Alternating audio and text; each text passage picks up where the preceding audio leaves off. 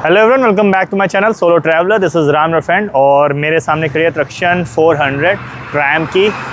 काफ़ी टाइम हो चुका है इस बाइक को लॉन्च हुए और रिव्यू ऑलरेडी मैं चैनल पे डाल चुका था। अब यहाँ पे होने वाला है एक ओनरशिप रिव्यू, ताकि आप लोग को ये भी पता चल जाए कि भाई लॉन्ग टर्म यूजेस में क्या क्या पॉजिटिव पॉइंट्स है इस बाइक के, क्या नेगेटिव पॉइंट्स है, किस टाइप के लोगों को ये लेना चाहिए और क्या ऐसे लोग हो सकते हैं जिनके लिए बाइक नहीं बनी हुई है। तो पहले बुला लेते हैं इसके ओनर को। तो ये हैं इस बाइक के प्राउड ओनर मिस्टर अर्श। हाय अर्श। Hello. और इनका एक रिव्यू आप ऑलरेडी देख चुके हो। तो इनकी जो फर्स्ट बाइक थी वो आपकी जावा 42 FJ थी और उसको इन्होंने सेल आउट करके अब ट्रैम की जो ट्रक्शन 400 है कैफे रेफर स्टाइल उस पर आए हुए हैं। तो पहले तो आप मेरे को ये बताओ कितना टाइम हो गया बाइक लिए हुए आपको?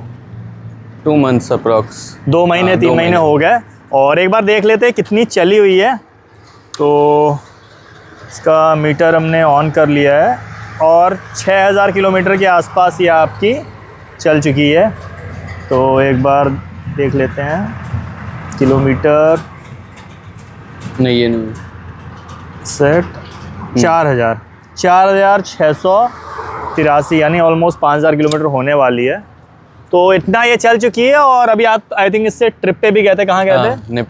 नेपाल गए हुए थे। तो भाई लॉन्ग रूट पे भी जा चुकी है। तो जितना जानना था बाइक को ऑलरेडी जान चुके हैं। सर्विस कितनी हो गई इसकी? 2 सर्विस हो चुकी है। 2 सर्विस भी हो चुकी हैं। ठीक है। तो सबसे पहले तो मुझे आप ये बताओ कि आप ऑलरेडी एक बाइक ओन कर रहे थे और जावा FJ 42 जो है वो नई बाइक है, ऐसी कोई पुरानी बाइक नहीं है। सही है। कंफर्टेबल बाइक है। और काफ़ी लोग पूछते भी हैं कि अगर उनको कोई थोड़ी सी क्लासिक बाइक लेनी है तो कौन सी ले, तो उसमें कई लोग जावा भी ऑप्शन रखते हैं। तो आपने उसको सेल आउट करके इस बाइक के लिए क्यों गए? क्योंकि उस गाड़ी में मुझे वाइब्रेशन समझ में आई और दूसरा कि उसका स्पीड भी उतना अच्छा नहीं था जिस हिसाब से फर्स्ट बाइक थी। तो उस हिसाब से हाथ बैठाने के लिए सही थी वो। अब स्पीड भी अच्छी चाहिए थी और लुक भी थोड़ा सही चाहिए था। तो फिर मैंने मतलब आपको इस बाइक का परफॉर्मेंस वाइज और लुक वाइज उससे बेटर लगा।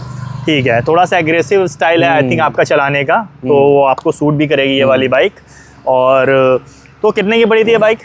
ये मेरे को 3,25,000 3,35,000 3,35,000 रुपए की लखनऊ में इनको ऑन रोड ये बाइक पड़ी थी।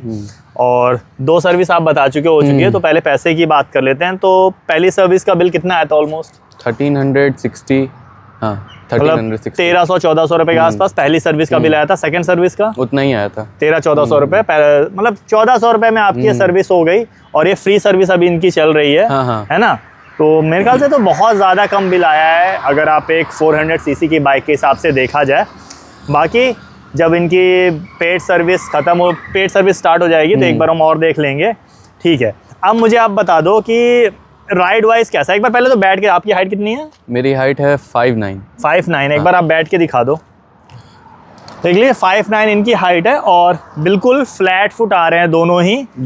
और ऐसा कुछ 5 फुट 9 इंच का बंदा अगर इस बाइक पे बैठेगा तो कुछ ऐसा दिखेगा। तो मुझे लगता है कि वेट मैनेज करने में कोई प्रॉब्लम हुई कभी? नहीं, ऐसा कुछ नहीं हुआ। हैंडलिंग वैंडलिंग अच्छी है इस बाइक की? उससे तो अच्छी है, जावा से अच्छी है। अच्छा, ये काउल आप रिमूव भी कर सकते हो? हाँ, निकाल सकते हैं। तो पिलियन के साथ कभी इस पे राइड किया आपने अभी तक?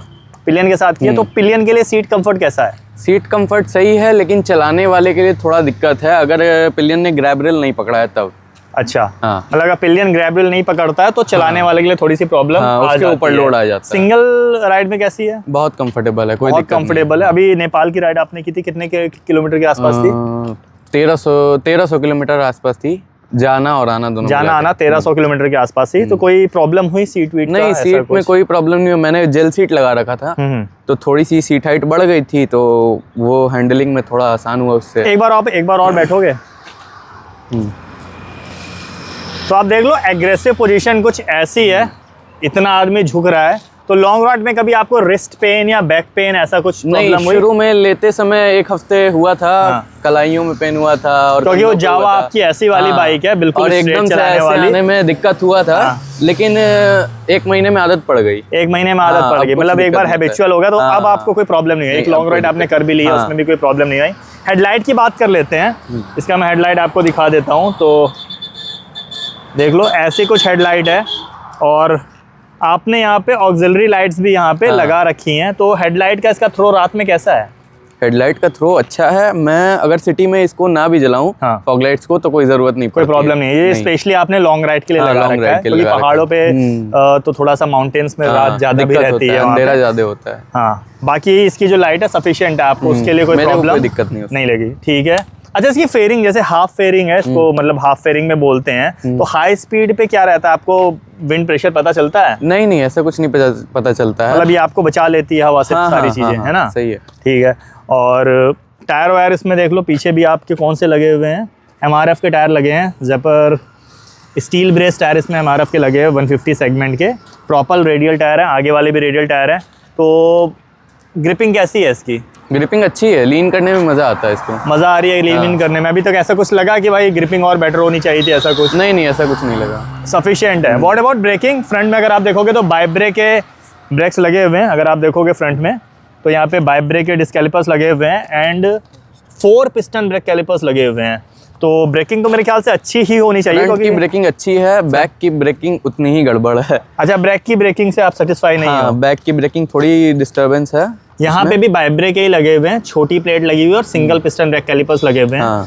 और जैसा आप बता रहे हो कि जो पीछे की रियर ब्रेक्स हैं वो उतने ज़्यादा अच्छे नहीं है। हाँ, कंबाइन ब्रेकिंग करते हैं इंजन ब्रेकिंग के साथ तो सही रहता है, लेकिन अगर सिर्फ बैक ब्रेक पे अगर हम देंगे ज़्यादा प्रेशर तो फिर उतनी मतलब आपको उतना ज़्यादा कंट्रोल फील नहीं होता है। ठीक है। एग्जॉस्ट साउंड कैसा है इसका? एक बार देख लेते हैं यार, सुना के आप लोग भी देख लो। वैसे तो सिंगल सिलेंडर में मुझे लगता है कुछ एक सबसे अच्छी साउंड करने वाली बाइक में से है। साउंड इसका बहुत प्यारा है। तो आप देख लो, ऐसा कुछ एग्जॉस्ट है इसका। थोड़ा सा आपको थ्रोटल में ना वो जो ग्रंट है वो भी सुनाई देता है थोड़ा सा, तो थोड़ा सा बेस भी है, तो वो चीज़ काफ़ी अच्छी रहती है। सिंगल सिलेंडर में यार बेस लाना थ्रोटल में थोड़ा सा रह जाता है कि अगर बेस आ जाता है ना तो साउंड जो है और ज़्यादा स्वीट हो जाती है। अच्छा, ग्राउंड क्लियरेंस का क्या खेल है? अगर आप देखोगे इसमें नीचे की तरफ की काउल ऑल तो लगा नहीं हुआ है, बट यहाँ पे ये प्लेट लगी हुई है। मैंने लगा रखा है उसको। ये प्लेट आपने एक्स्ट्रा लगा रखी है? प्लास्टिक की दी थी उन्होंने लगा। अच्छा, उन्होंने प्लास्टिक की दी थी, आपने स्टील की प्लेट, तो देख लो उन्होंने प्लास्टिक की प्लेट दी थी। यहाँ पे मोटोटॉर्क की स्टील की प्लेट भाई ने लगाई है। तो पहाड़ वहाड़ पे आप गए हो, नेपाल के रास्ते तो बहुत ज़्यादा अच्छे भी नहीं है, तो ग्राउंड क्लियरेंस में कोई दिक्कत हुई कभी? नहीं, ऐसा कोई दिक्कत नहीं हुआ खास। फिर भी जावा से तो कम ही है इसका ग्राउंड क्लियरेंस। हाँ। तो कहीं कहीं कुछ पत्थर आ गए या ज़्यादा रोड खराब मिल गई तो कभी कभी सट जाता है। हाँ, मतलब ये है कि प्लास्टिक का अगर होता तो वो टूट ही जाता, मेटल का है तो बच गया। तो मतलब सिटी में प्रॉब्लम नहीं होती, लेकिन अगर आप नेपाल जैसे रास्तों पे जाते हो तो वहाँ पे बीच में टकराती है बाइक। माउंटेन एरियाज में होता, माउंटेन एरियाज में थोड़ी बहुत प्रॉब्लम आपको हुई है। ठीक है, वो सारी चीज़ें हैं। गियरिंग कैसी है, मतलब स्मूथ चल रही है? एकदम स्मूथ, उसमें कोई दिक्कत वाइब्रेशंस नहीं, कोई वाइब्रेशन नहीं। क्रूज कितने पे करते हो आप इसको? हम इसको 80 to 100 पे क्रूज करते हैं। 80 to 100 क्रूज करते हो, कोई प्रॉब्लम अभी तक उसमें नहीं है? टॉप एंड कितना ले गया अभी तक इसका? टॉप एंड पूरा मीटर है 180 पूरी गई एकदम, लहा तक मीटर इसका लास्ट करता है। अगर आप देखोगे ना इसके स्पीडोमीटर को आप देखोगे तो यहाँ पे ये 180 तक लिखा हुआ है, और ये पूरी 180 यहाँ की जो ये है आपकी जाती भी है। अगर आप लोग ने हम लोग के ड्रैग देखें तो इस बाइक से हमने ड्रैग भी की हुई है, तो प्रॉपर मीटर एकदम लास्ट तक 180 तक जाती है। तो आप लोग वो वीडियोस भी चेकआउट कीजिएगा। अच्छा, फ्यूल की बात कर लेते हैं। पेट्रोल टैंक कितने लीटर का इसका? 12.5, 12.5 लीटर का पेट्रोल टैंक है। और कितना माइलेज दे दिया आपको? माइलेज सिटी में तो 22 का मिल जाता है, और हाईवे पे अगर एक ही स्पीड पे अगर हम क्रूज करते हैं तो मेरे को मिल जाता है 32। अभी अब नेपाल गए तो कितने के आसपास? 32 का अप्रोक्स मिला था। 30-32 का माइलेज आपको नेपाल में मिल रहा था। सही है यार, अगर आपको लॉन्ग रूट में मतलब 400 सीसी की बाइक है, 30 प्लस का माइलेज दे रही है, तो मेरे ख्याल से जस्टिफाई कर रहा है यार इसकी पावर को। जावा से तो ज्यादा ही है। हाँ, जावा से तो ज्यादा ही माइलेज दे रही है, तो वो चीज़ बहुत सही है। अच्छा, क्या क्या चीजें बाहर से आपने लगा रखी हैं? मोटोटॉर्क के लेग गार्ड लगवा रखे। लेग गार्ड आपने मोटोटॉर्क के लगवा रखे हैं, क्रैश गार्ड। इसके अलावा नीचे जो अभी बैक पे हमने देखी थी सम गार्ड, वो भी आपने मोटोटॉर्क का लगा रखा है। फॉग लाइट्स आपने लगा रखा है, सील कवर्स लगा रखे। और ये देखो आपने यूएसडी में यहाँ पे सील कवर, ये बहुत जरूरी है भाई। अगर आप टूर ज्यादा कर रहे हो खराब रास्तों पे, डस्टी रास्तों पे, तो इससे क्या होता है कि सील नहीं कटती है, वो जो आपकी रिंग कट जाती है, ऑयल लीक करने वाला लग जाता है। तो वो वैसे तो यूएसडी में वो प्रॉब्लम कम आती है, अगर आपकी टेलीस्कोपिक सस्पेंशन है तो ज़्यादा आएगी, बट अगर आप ये लगा लेते हो ना तो एकदम रॉक सॉलिड हो जाता है सस्पेंशन, कोई प्रॉब्लम नहीं आने वाली है। तो इससे पता चलता है कि भाई को बाइक का बहुत ख्याल है, चीज़ों का इन्होंने थोड़ी थोड़ी चीज़ों का ध्यान रखा हुआ है। सील कवर कितने के पड़े थे आपको? ये 445, 450 रुपये के आसपास पड़े थे। और ये आपका ये 3,500 का, 3,500 का मोटोटॉर्क का पड़ा था। और नीचे जो बेस्ट प्लेट है वो 850 रुपये का, 850 रुपये की। तो 3,500 4500 की फॉग लाइट, तो कुछ नहीं तो करीबन 10,000 रुपये के आसपास की एक्सेसरीज भाई ने इसमें लगा रखी हैं। अच्छा, कुछ अभी तक जैसे आप चला चुके हो, लगभग 5,000 किलोमीटर चला लिया आपने, नेपाल वोपाल भी हो आए हो, तो कोई चीज़ लगा आपको इस बाइक में कि ये चीज़ सुधारने की ज़रूरत है इसमें, अपार्ट फ्रॉम ग्राउंड क्लियरेंस? मुझे राइड पे जाने से पहले लगा था कि ये वाइजर मुझे दिक्कत करेगा, और आने के बाद इसमें वाइब्रेशन आ सकती है कि नट ढीला हो जाए या बजने लगे। लेकिन आने के बाद वैसा कुछ भी नहीं हुआ, ना राइड पे हुआ कि ये ढीला हो गया या फिर कोई नट ढीला हो गया, मतलब बज नहीं रही, कहीं कुछ भी नहीं बज रहा था, एकदम सेटिस्फाई कर दिया। या फेयरिंग वाली बाइक्स में ये रहता है, अगर फेयरिंग ज्यादा रहती है ना तो थोड़ा सा लगता है कि ज्यादा हमने उबड़ खाबड़ रास्तों पे चला ली, तो ऐसा ना हो फेयरिंग बजनी स्टार्ट हो जाए, बट यहाँ पे वो चीज़ देखने को नहीं मिली। अभी भी काफ़ी ज़्यादा स्टडी लग रही है। और इसका मैंने स्मोक करवा रखा है, ये आपने स्मोक ब्लैक करवा रखा है और ज़्यादा प्यारा लग रहा है।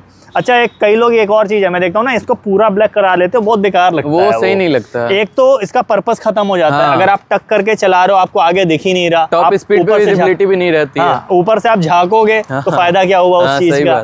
तो स्मोक ब्लैक करवा लो और एटलीस्ट आपकी विजिबिलिटी बनी रहे, ठीक है, वो चीज़ है।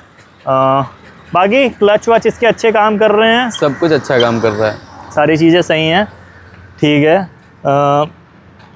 ब्रेकिंग आपने बताया था कि पीछे वाली जो ब्रेक है थोड़े से लूज काम कर रहे हैं, तो अभी तक 2 प्रॉब्लम इस बाइक में मेरे को दिखी। तो एक है पीछे वाली ब्रेकिंग थोड़ी सी प्रॉब्लमेटिक है, मतलब थोड़ा सा और ज़्यादा बेटर करने की उसको ज़रूरत है, और दूसरी है ग्राउंड क्लियरेंस, बट जिस हिसाब से कैफे स्टाइल बाइक है, सही लगता है, कैफे रेसर, उसमें बहुत ज़्यादा ग्राउंड क्लियरेंस आप दे भी नहीं सकते ना, लुक्स बाइक्स के आपके चले जाएंगे। और इतना पे भी मेरे को दिक्कत नहीं हुआ माउंटेन्स पे, ऐसा कुछ ज्यादा कि ट्रबल हो गया बाइक का, वो कुछ खराब हो गया, वैसा कुछ। अब जाहिर सी बात है, इसको आप किसी एडवेंचर बाइक से तो कंपेयर नहीं कर सकते माउंटेन के हिसाब से, ये माउंटेन के लिए बनी ही नहीं है, माउंटेन के लिए बनी नहीं है, फिर भी कैपेबल है, आप ले जा रहे हो ऐसी जगहों पे, तो वो चीज़। सस्पेंशन कैसे है इसके? बहुत अच्छे हैं, फ्रंट में यूएसडी सस्पेंशन है आपके, पीछे आपके मोनोशॉक सस्पेंशन है, तो सस्पेंशन से कभी मतलब ऐसा हुआ कि बैक पेन कुछ लॉन्ग? नहीं, वैसा नहीं है। बैक पेन तो मैंने जेल सीट लगा रखी थी, तो उससे मुझे कुछ नहीं समझ में आया। और सस्पेंशन वैसे भी नहीं है कि पीछे पिलियन बैठे और कहीं गड्ढा है तो एकदम से उछलने लगे, वैसा भी नहीं है, एकदम कंफर्टेबल, मतलब अच्छे सस्पेंशन है जिस हिसाब से बाइक के होने चाहिए। एक इंडियन रोड के हिसाब से भी सस्पेंशन इसके ट्यून अच्छे किए गए हैं, तो ये सारी चीज़ें हैं। तो मेरे ख्याल से ऑलमोस्ट हम लोग ने सारी चीज़ें कवर कर ली हैं। सीट हाइट हो गई और सीट की कंफर्टेबल हो गई, हैंडल्स हो गए, सस्पेंशन हो गए, ब्रेकिंग हो गई, ग्राउंड क्लियरेंस से सारी चीज़ें कवर कर ली हैं। तो एक बार सम अप कर देते हैं कि अच्छे पॉइंट्स बाइक के क्या हैं कि स्टेबल बाइक है, माइलेज अच्छा दे रही है, आपकी सर्विस कॉस्ट बहुत ज़्यादा नहीं है, सर्विस कॉस्ट आपके बजट में आ जाती है, सस्पेंशन इसके अच्छे हैं, फ्रंट की जो थ्रो है वो अच्छी है। प्रॉब्लम कहाँ पे? 2 चीज़ों में आ रही है, एक थोड़ी सी ग्राउंड क्लियरेंस कम है, दूसरा पीछे वाले जो रियर ब्रेक है वो थोड़े से ज़्यादा मतलब बाइट उसकी उतनी ज़्यादा स्ट्रॉन्ग नहीं है, तो ये चीज़ें हैं।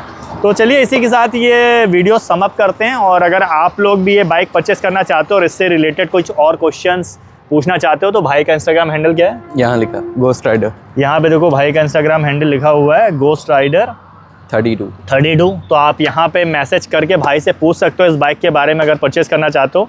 इसी के साथ ये आज का ओनरशिप रिव्यू एंड करते हैं, और सोशल मीडिया हैंडल मेरा यहाँ डिस्प्ले हो रहा है, am.soltraveler, वहाँ मेरे साथ कनेक्ट कर सकते हो। राइड हार्ड राइड से, this is Ram signing off, keep being awesome.